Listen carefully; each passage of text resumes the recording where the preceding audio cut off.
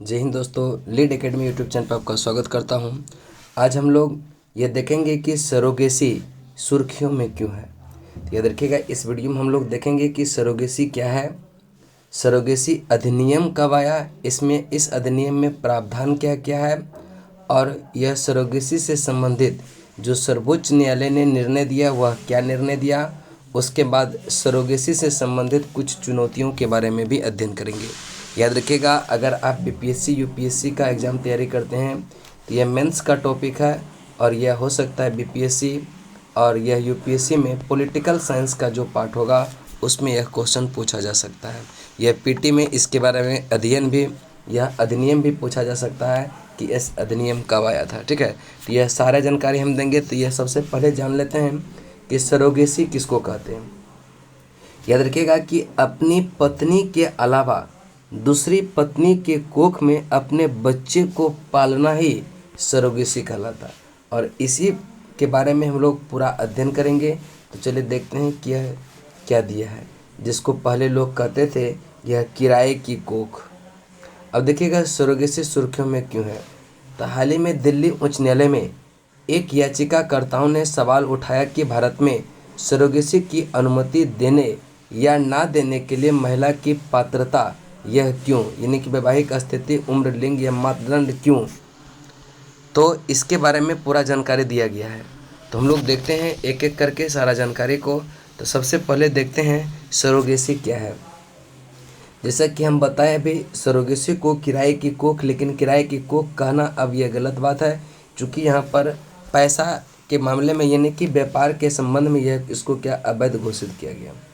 करे कि सरोगेसी एक ऐसी व्यवस्था है जिसमें कोई महिला संतान के इच्छुक किसी अन्य दंपत्ति की ओर से बच्चों को जन्म देने के लिए क्या होता है, सहमत होती है। तो याद रखिएगा, इसे ही क्या कहा जाता है, सरोगेसी कहा जाता है।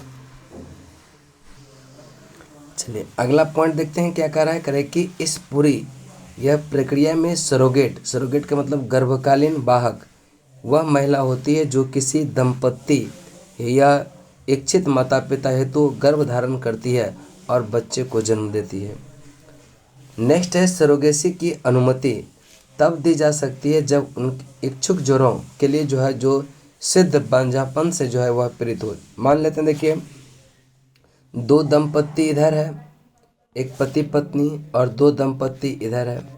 मान लेते हैं कि इसकी पत्नी जो है यह क्या है, बांझ है, इसको बच्चे नहीं होता। तो यह पुरुष चाहेगा कि नहीं, इस पत्नी के साथ यह रिलेशन बना करके यह अपना बच्चा पैदा करना।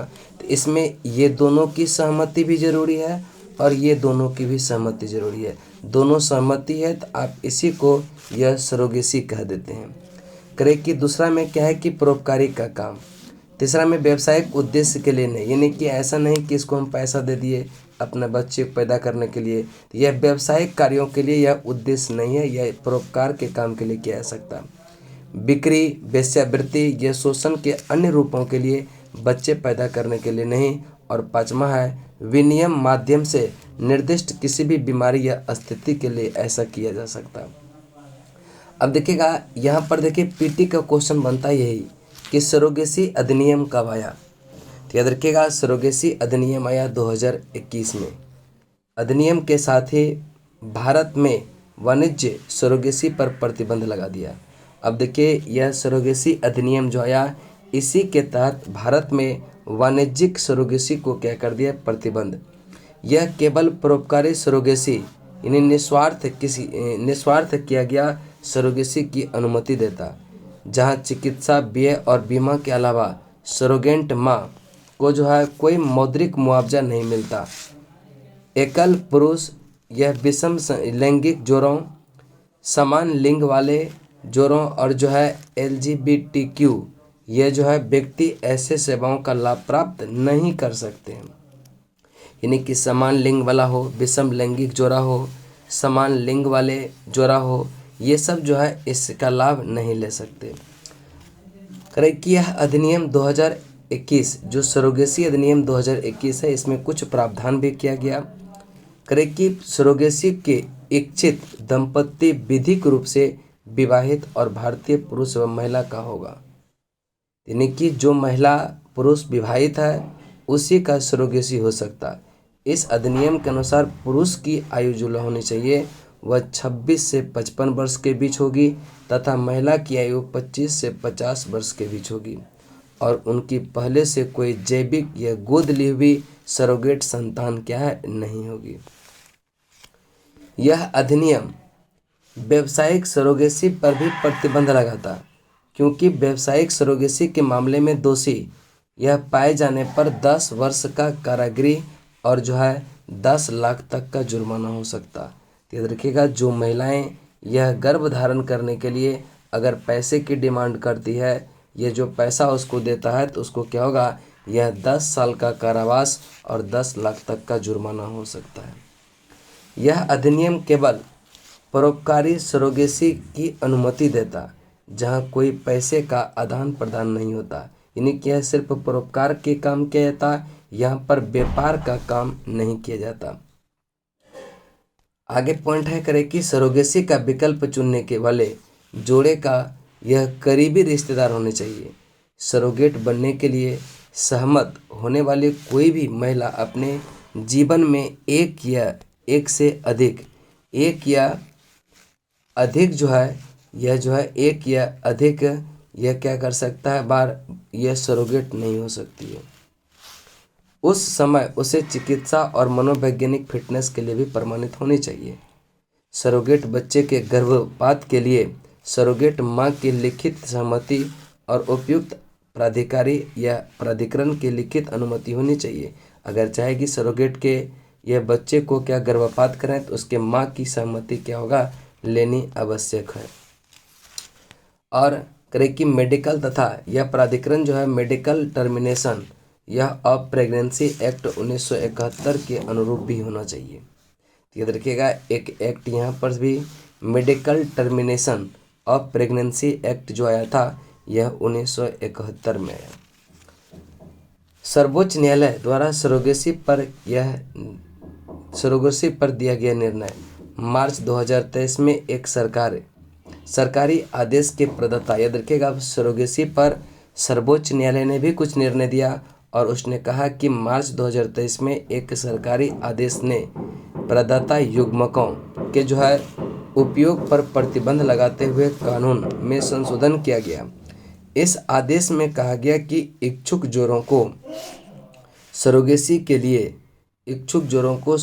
के लिए यह अपने स्वयं को युग्मकों का उपयोग करना होगा। इस संशोधन का महिला के मातृत्व के अधिकार का उल्लंघन बताकर चुनौती देते हुए सर्वोच्च न्यायालय में याचिका दायर की गई थी। अब न्यायालय ने भी कुछ आदेश दिया और कहा, न्यायालय ने अपने आदेश में कहा कि शिशु का माता या पिता से आनुवंशिक संबंध होना चाहिए। न्यायालय ने इस बात पर बल दिया कि गर्भपात में सरोगेसी की अनुमति देने वाला कानून महिला केंद्रित है, जिसका अर्थ है सरोगेट शिशु को जन्म देने का निर्णय यह महिला की चिकित्सीय यह जन्मजात स्थिति के कारण मां बनने में असमर्थता पर आधारित है। न्यायालय ने स्पष्ट किया कि जब सरोगेसी नियम का 14 लागू होता है तो चिकित्सा यह जन्मजात स्थिति को सूचीबद्ध करता तथा एक महिला को गर्भकालीन या जेटेशनल सरोगेसी विकल्प चुनने की क्या होता, अनुमति देता। तो बच्चा इच्छित जोड़े विशेषकर पिता से संबंधित होने चाहिए। सर्वोच्च न्यायालय ने उन महिलाओं के लिए सरोगेसी अधिनियम 2021 के नियम 7 को प्रतिबंधित किया जो कि मेयर यह रोकितांस्की कुस्टर हॉस्कर यह सिंड्रोम जो एक असामान्य जन्मजात विकार जो महिला प्रजनन प्रणाली को क्या करता है, प्रभावित करता है, से पीड़ित हो, ताकि पीड़ित महिला को प्रदाता डिंब अंडाणु का प्रयोग करके सरोगेसी के क्रियान्वयन की अनुमति दी जा सके। यानी कि सर्वोच्च न्यायालय ने भी इसको क्या किया, अनुमति दे दिया। और सरोगेसी अधिनियम नियम 7 प्रक्रिया के लिए प्रदाता डिंब या अंडाणु के उपयोग पर क्या कर दिया, प्रतिबंध लगाता है। अधिनियम सरोगेसी और सरोगेट मां का चयन करने वाले जोड़ों दोनों के लिए विशिष्ट पात्रता मानदंड निर्धारित करता है। जोड़ों के पास सभी अनिवार्य शर्तों का भी होना क्या है, यह अनिवार्य है। जिसमें कि क्या क्या है उसको देखते हैं। करें कि जिसमें एक या दोनों व्यक्तियों को प्रमाणित यह जो है बांझपन का प्रमाण पत्र होना चाहिए। सरोगेट के माध्यम से पैदा हुए बच्चे की परवरिश और देखभाल के विषय में अदालत का आदेश, और यह 16 महीने के लिए सरोगेट माँ के लिए बीमा कवरेज यह शामिल है। याद रखिएगा, जो सरोगेट माँ होगी एक तो उसका 16 महीना के लिए बीमा कवरेज होना चाहिए। जो सरोगेट करवाएगा उसको जो है यह उस बच्चे की परवरिश का लिखित साक्ष्य देना होगा, और यह जो है यह अदालत से आदेश लेनी पड़ती है। जिसमें कि पोस्टमार्टम या पोस्टपार्टम डिलीवरी जटिलता की परिस्थिति भी हो सकता है। अब जैसे कि यह 16 माह का महीना में सरोगेट माँ के लिए जो है अगर बीमा कवरेज नहीं करेगा तो हो सकता है कि वह डिलीवरी के समय उसको कुछ अनहोनी हो जाए, तो इसलिए इसका बीमा कवर किया जाता है। अब करें कि यह जेस्टेशनल यह जो है सरोगेसी क्या होता है।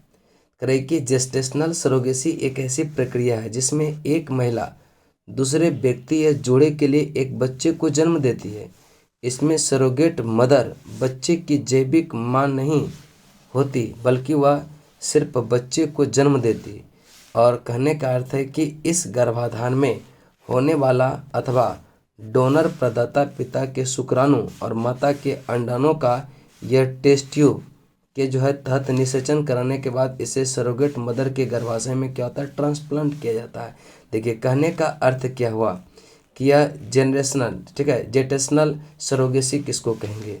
जैसे कि मान लीजिए कि यह दो दंपत्ति है, पति पत्नी है, इसकी पत्नी बांझ है और इधर भी दो दंपत्ति है।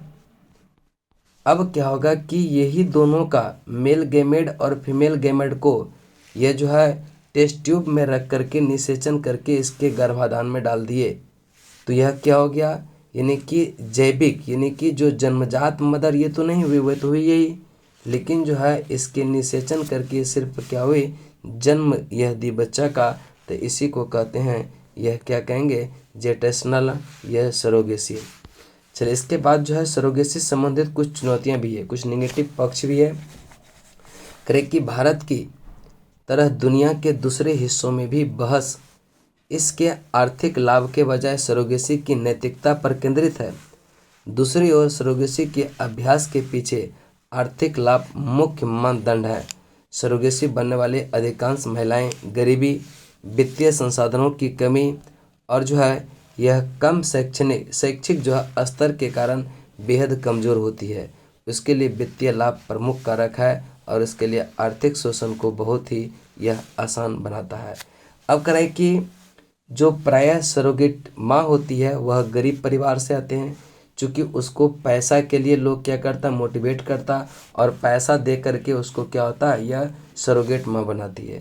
तो यह जो है गरीबी का कारण हो सकता, आर्थिक शोषण का बहुत आसान हो जाएगा। तो ये सब जो है इसका निगेटिव पक्ष है।